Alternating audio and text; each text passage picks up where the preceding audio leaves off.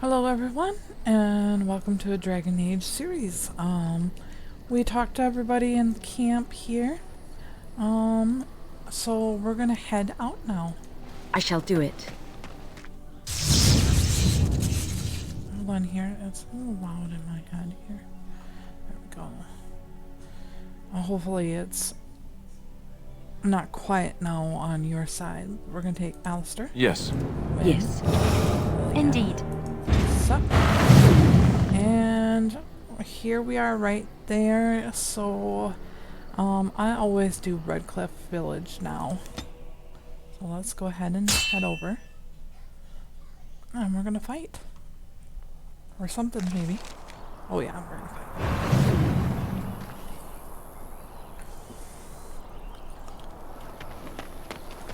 Oh.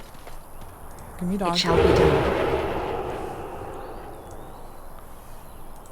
Make sure he's not needing any levels up. Okay. Ah, a fellow traveler of the fair lands. Are you a seeker, perchance? My packs are light, but I have a tome of strange origin. The Deus V Eternus, rumored to be the last message to a sinful world from the Maker himself. Not so strange. I have 5 copies. Ah, will the wonders of this all-too-small a land never cease? Well, they will for you. Get them! They will, huh? You get him. You get him. You get him. And ladies, if you would take care of this mage right here, I'd surely appreciate it.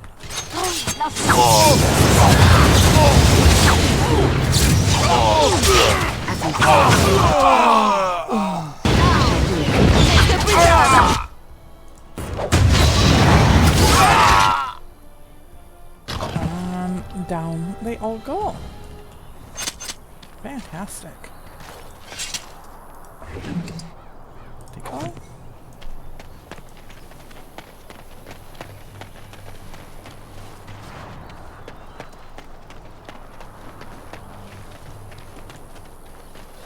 Okay, and up we go.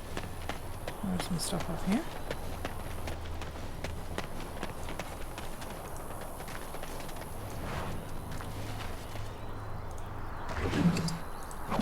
Thank you much. Alright. Now, after our little side trip, we'll go ahead and continue.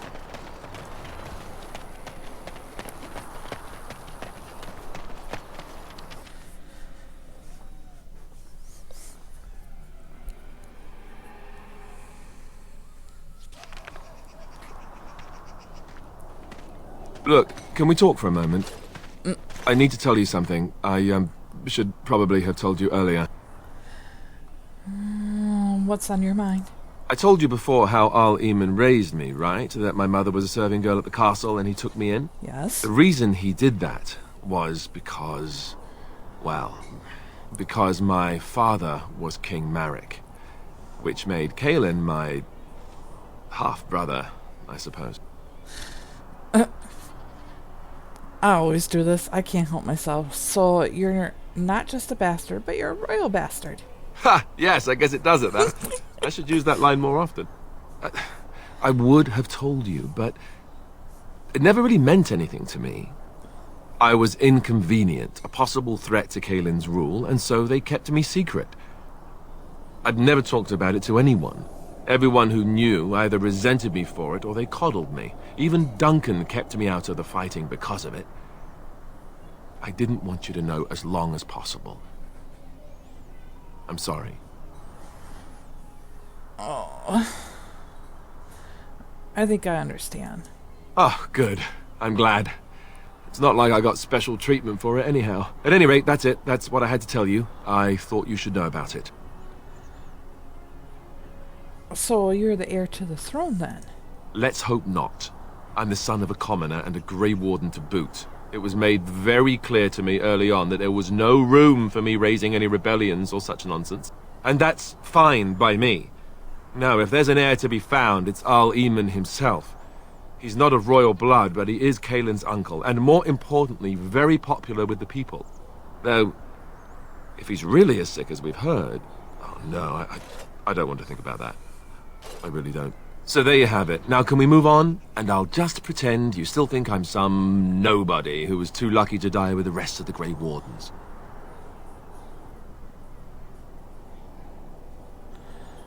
That's not really what you think, is it? Well, no. What I really think is that I was lucky enough to survive with you. Aw, you're so sweet. He has his moments. I can't help it. Alright, so that updates a little bit. Let's see. Okay. The Soul's suspicions were unfounded, however. Alistair was not Eamon's son, but King Merrick's. Aemon sheltered the boy to hide his existence from Queen Roland, Eamon's sister. And that's probably the only one really right now that has updated. Let's see which one of these has updated right here. Redcliffe. King Callahan Theron once famously declared, "The fate of Redcliffe is the fate of all Ferelden. Certainly the castle is the first and last defense for the soul." Oh, excuse me. Hiccup through that. Land route into Ferelden, and the country was never fallen to any forces that did not first capture Redcliffe. The castle, which despite being 3 times captured is popularly described as unassailable, also guards one of the largest and most progressive town in Ferelden. Redcliffe village is well situated near the mountain pass to Orgrimmar and the Orlesian border, and sole services as a center of foreign trade. For these reasons, Redcliffe is countable for Arling, despite the smallness of the domain. The inhabitants of Redcliffe village are primarily fishermen or merchants who ship dwarven goods through the pass from Olay to Daron. When the entire village smells of smoke fish on certain late autumn mornings, the merchants in their finery do their utmost to pretend otherwise. In Pursuit of Knowledge, The Travel of the Chantry Scholar by Brother Gentile. And I believe that's it for that one. Oh my goodness, sweets. I need that arms to play here, baby. Alright. Get some death root here. And we'll quickly talk. Oh, sorry. Sweets.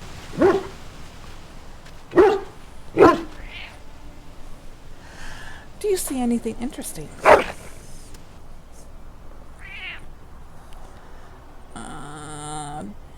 Didn't find anything. Okay. That's alright. I thought I saw travelers coming down the road, though I scarcely believed it. Sorry. Have you come to help us? What do you mean? Is there a problem? So you don't know? Has nobody out there heard? I've heard Eamon is sick, if that's what you mean. He could be dead for all we know. Nobody's heard from the castle in days. We're under attack. Monsters come out of the castle every night and attack us until dawn.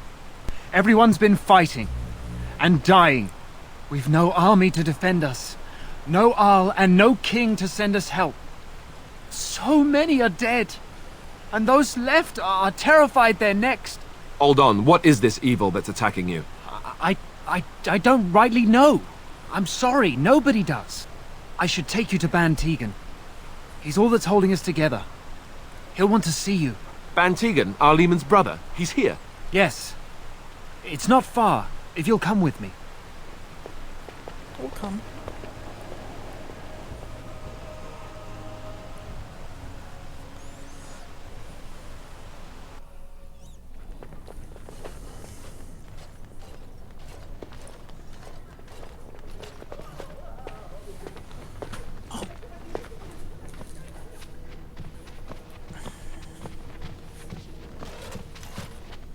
It's Thomas, yes? And who are these people with you? They are obviously not simple travelers. No, my lord. They just arrived, and I thought you would want to see them. Well done, Thomas. Sweet. Greetings, friends. My name is Tegan, Ban of Rainersphere, brother to the Arl. I remember you, Ban Can't wait Tegan. on that, honey. Though the last time we met, I was a lot younger and covered in mud. Covered in mud? Alistair? It is you, isn't it? You're alive! This is wonderful news! Still alive, yes. Though not for long if Tern Loghain has anything to say about it. Indeed. Loghain would have us believe all Grey Wardens died along with my nephew, amongst other things. So you don't believe in Loghain's lies? What, that he pulled his men in order to save them? That Cailan risked everything in the name of glory? Hardly.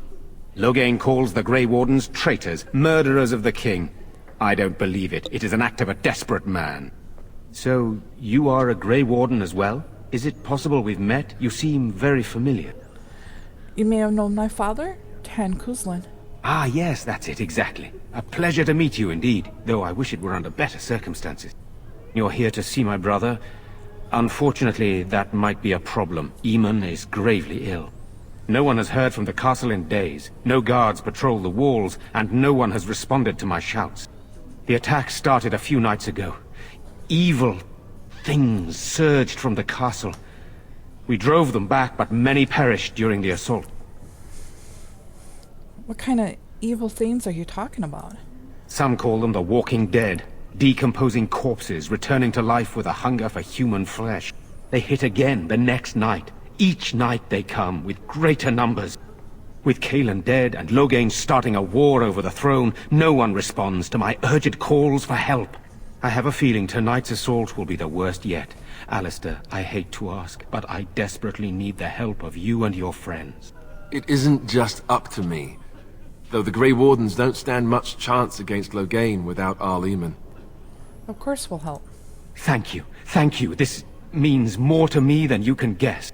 Thomas, please tell Murdoch what transpired. Then return to your post. Yes, my lord.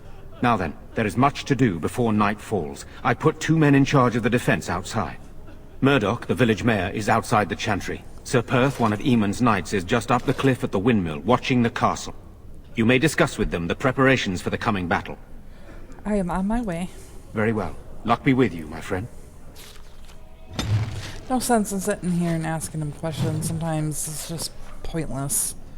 Alright, Let us pray. now. Blessed art thou who exists in the Maker's sight. Why haven't Blessed Mother and art Father thou who seeks returned his yet? forgiveness. I shall do it. Blessed art thou They're who gone, seeks dear his boy. return. Gone Blessed on is a the long prophetess, his trip. daughter. Okay, we're just going to interrupt them for a moment. The founding of the Chantry. Cordelia Strake, king of the city-state of Olay, was a man of uncommon ambition. In the year 15 Ancient, the young king began constructions of a great temple dedicated to the Maker, and declared that by the competition he would not only have united the warring city-state of the south, he would have brought Andrastian belief to the world. In -3 Ancient, the temple was completed. There, in its heart, Dracon knelt before the eternal flame of Andraste, and he was crowned the ruler of the Empire of Olay. His first act of empire to declare the Chantry as an established Andrastian's religion of the Empire. He took 3 years and several hundred votes before Olessa of Montemare was elected to lead the new Chantry. Upon her coronation as divine, she took the name Justinia, in honor of the disciple who recorded Andraste's song. In that moment, the ancient era ended, and the divine age began. From Ferelden Folklore and History by Sister Patrine, Chantry Scholar. Sacrifice to the holy flame. I missed them. May the chant Be reach the brave, Maker's young ears man. and tell him Your of parents our would want contrition. that. We need you here to protect the rest of us. Yes? I guess I can do that. There's a good lad. In the morning, we'll look for your parents. In the morning. Poor baby.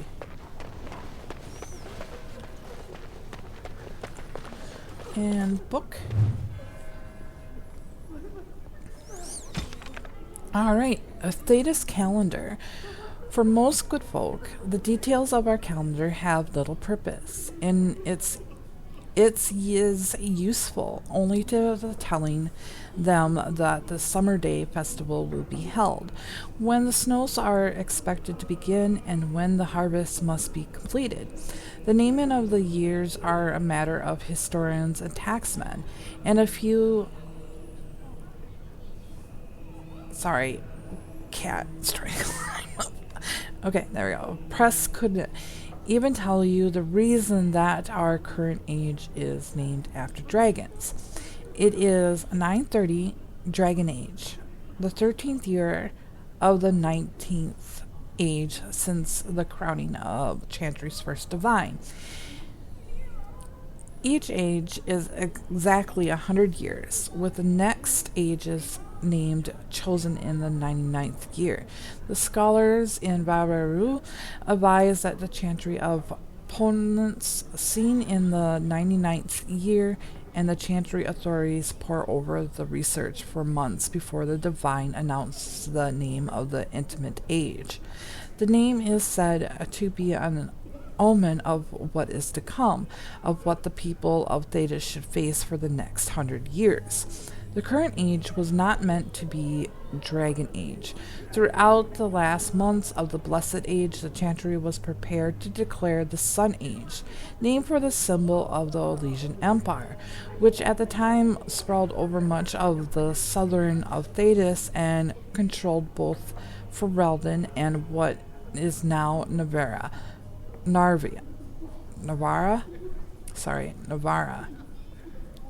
I could never say Navarra correctly, so please forgive me. It was to celebration of Elysians and Imperigori. But as the rebellion in Ferelden reached a head and the Battle of the River Dane was about to begin, a particular event occurred. A rampage. The rising of the dreaded High Dragon. Dragons have been throughout particularly extinct since the days of Navarrian dragon hunts, and they say that to see this great beast rise from the frostback was both majestic and terrifying. As the rampage began and the High Dragon decimated the countryside in search for food, the elder divine Faustine II abruptly declared the Dragon Age. Some say that the divine was declaring support for Elysian in battle against the Ferelden, since the dragon is an element of the Dufil family heresy of the King Megrin, the so-called usurper king of Ferelden. Be that it may, the High Dragon's rampage turned towards the Elysian side of the Frostback Mountains, killing hundreds and sending thousands more fleeing to the northern coast. The Ferelden rebels won the Battle of Riverdane, ultimately securing their independence. Many thus think that the Dragon Age will come to represent a time of violence and dramatic change for all of Thetis. It remains to be seen. From the studies of Theragon by Brother Janativi, Chancellor Scholar, 925 Dragon. Okay. Now that I've butchered that. I'm scared, Mother. When are the bad men coming? And Soon, now I have darling. a cat in my mouth. Don't worry. Everything will be all right. But I want to go home. Where's Father? Why can't we go home? I already told you. Father is outside defending the village from the bad men. We must stay here and be brave. Can you do that? I guess so. Excuse me. Demonic possessions. Why do demons seek to possess the living? History claims they are malevolent spirits, the first children of the Maker, angry at the Creator for turning from them and jealous of the creations he considered superior. They stare across the veil at the living and do not understand what they see, yet they know they crave it. They desire life. They pull the living across the veil when they sleep and prey on their psychic with nightmares. Whenever they can, they cross the veil into our world to possess it outright. We know that any demons will seek to possess a mage, and upon doing so will create an abomination. Most of the world does not know, however, that the strength of the abomination depends entirely on the power of demon that possesses the mage. This is true, in fact, of all the possessed creatures. One demon is not the same as any other. Demons can, for instance, be classified. Enchanter Brown categorization of demons into the portions of the psyche they permanently prey upon has held since the Tower Age. According to Burnham, the weakest and the most common of demons are those of rage. They are the least intelligent and the most prone to violence outbursts against any living. They expand their energies quickly. The most powerful of them exhibits great strength and occasionally their abilities to generate fire. Next are the demons of hunger. In the living hosts, they become cannibals and vampires, and within the dead, they feed upon the living. There are the powers of draining both of life forces and of mana. Next are the demons of sloth, the first of the Burnham scale that are capable of true intelligence. In its true form, the demon is known as a shade, a thing that is nearly instinct and invisible, for such is the sloth's nature. It hides and it stalks, unaware, and when it confronts its soul fatigue as empathy. Demons of desire are amongst the most powerful, and are the ones most likely to seek out the living and actively trick them into a deal. These demons will exploit anything that can be coveted, wealth, power, lust, and they always end up getting far more than they give.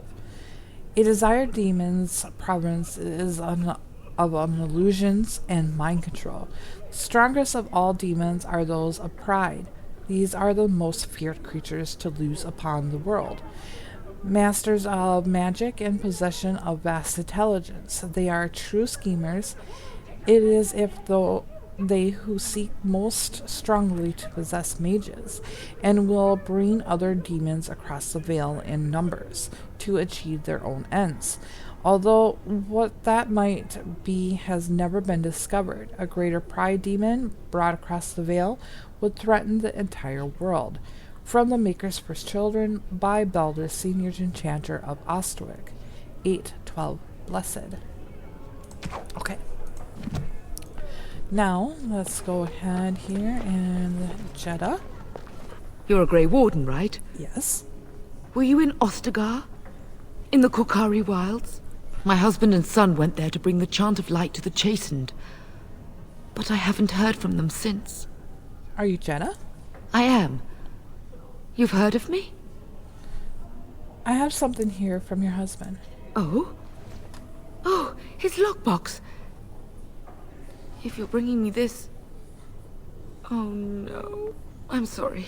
No, don't be sorry. Thank you so much for bringing this to me. You're most welcome. It means a lot too. Maker's blessings upon you. Oh, I'm sorry, sweetheart. Alright. And we've got a little exclamation mark. And I don't think I'm so we have... scared, Father. What are we going to do? Okay. Silence, girl. All the codexes are taken care of? Sorry. Am I bothering you? I'll try to be more quiet. Are you alright? Why are you crying? Those things dragged my mother away. I don't know what happened to her, but I hear her screaming all the time. everywhere. How terrible. You poor thing. I wish there was something we could do to help. And now my brother Bevan, he ran off. I don't know where he is. I'm so scared they got him too.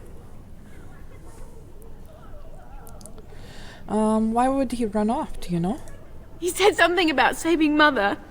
He's just a little boy. He doesn't understand she's gone. Grief can make us do many things that don't make any sense, I'm afraid. I hope he didn't try to go to the castle. Oh, that would be awful. Have you tried looking for your brother? I went to our house. It's by the square. He wasn't there. I searched the rest of the village too.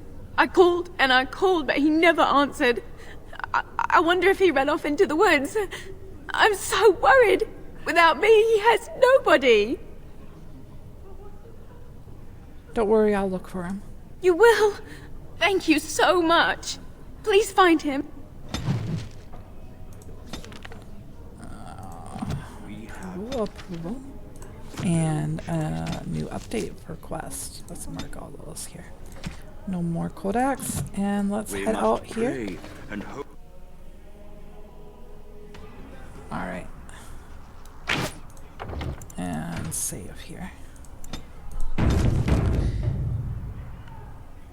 Alright guys, I'm gonna check the recording time because my editor has been just a handful. So if I make too big of videos, it gives me all sorts of issues. But if I could deem that it's okay to continue, and then I know that my editor can handle it, we'll continue. Otherwise, we'll see you guys in the next episode. Alright guys, let's continue a little bit here. We got time to add at least... we don't have the men we need, and their numbers just keep growing each night. Well, sure, they take the dead and they, you know... I don't want to think about that.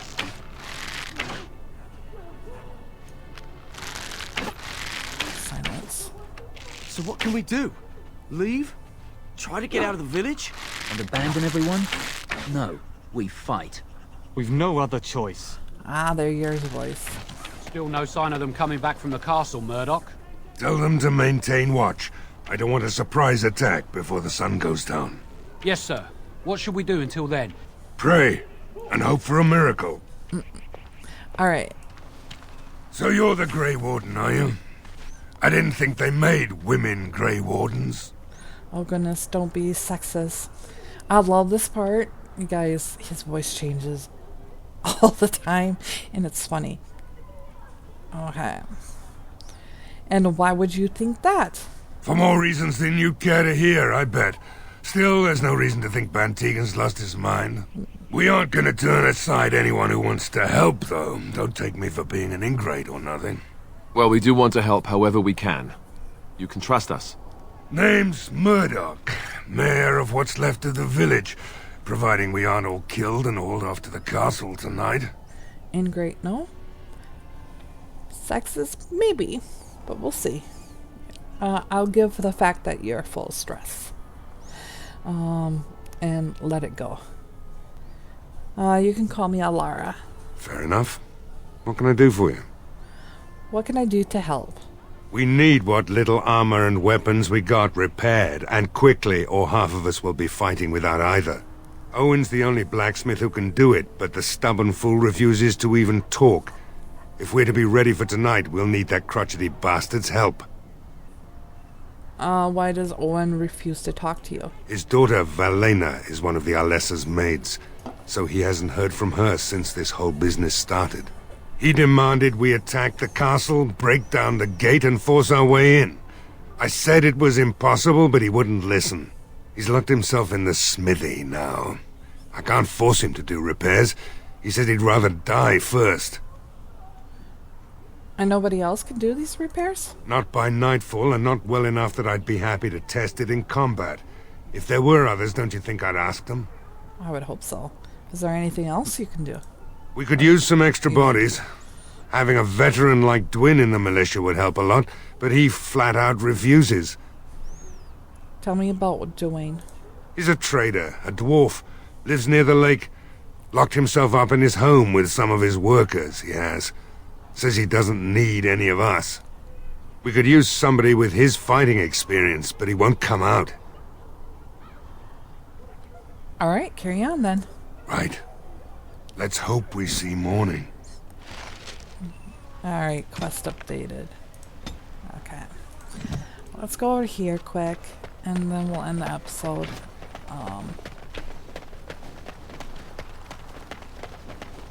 I know there's not much added on to this, but it's better than nothing.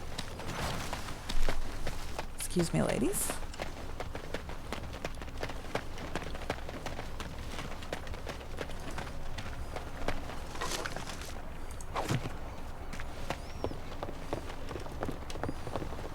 So, you're female, Liliana, right? I am? That's news. When did that happen? I just wanted some advice. What should I do if I think a woman is special and... You want to woo her? Here's a good tip. You shouldn't question her about her femaleness. All right, yes, good point. Why'd you ask? Are you afraid things will not proceed naturally? Why would they? Especially when I do things like ask women if they're female. It adds to your charm, Alistair. You're a little awkward. It is endearing. Yes, so I should be awkward. Didn't you just say not to do things like that? Just be yourself. You do know how to do that, don't you? All right, forget I asked. Way to tell him, Liliana. Way to tell him. It shall be done. Alright. Lake Callahan. The waters of Lake Callahan are steeped in legends. The Avar people say that it is once the site of Benelis, the mountain which stood at the center of the world, from which Korth the Mountain Father surveyed the earth and sky, but it was destroyed in the battle between Korth and the serpent Natharmama, leaving only a vast crater behind. When the Lady of the Skies saw that Belis was gone, she wept, and the tears filled the crater, making the lake. The Devengers believed that the water of Lake Callahan were blessed by Reskel, god of mysteries, that those who drank from them were granted special insights. This was why the built the great tower on the island in the middle of the lake, hoping that the powers of the lake would aid their magical research. But most of us know that the legend of King Callahan, which gave the place its name. It is said that Callahan Thoran spent a year and a day in the tower of the Magi. Each day he drew a single cup full of water from the lake and carried it to the Fermani at the top of the tower. By magic, each cup of the water was forged into a single ring of the mail armor the circle gave to Callahan. In that armor, made from the lifeblood of the land itself, no blade could strike him, no arrow pierced him, so long as he stood on the Ferelden soil. From Thetis, Myths and Legends by Sister Patrine, Chantry Scholar. Alright. Let's go ahead and get these.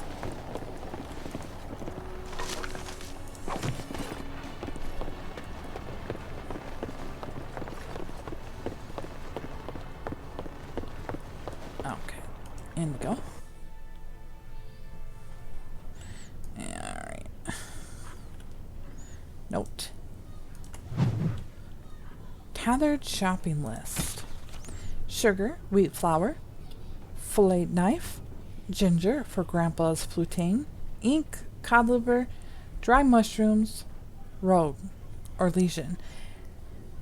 Also remember to ask more beeswax will be available soon. A note, crumbled paper. And highlight the barrel. We're going to need that. And open up. Thank you.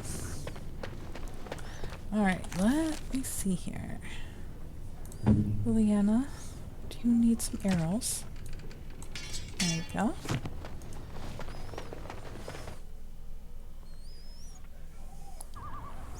Alright guys, so this is where we're gonna end it. When we come back in the next episode, we'll find the missing child and talk to Dwayne. Probably Dwayne first. Then, once we find the missing child, which I believe is over here, we'll head over to Owen and up to the tavern and talk to Sir Perth. And then we'll get the fighting commence after. But we'll see you guys next. Oops, what's that? We'll see you guys in the next episode. Bye now.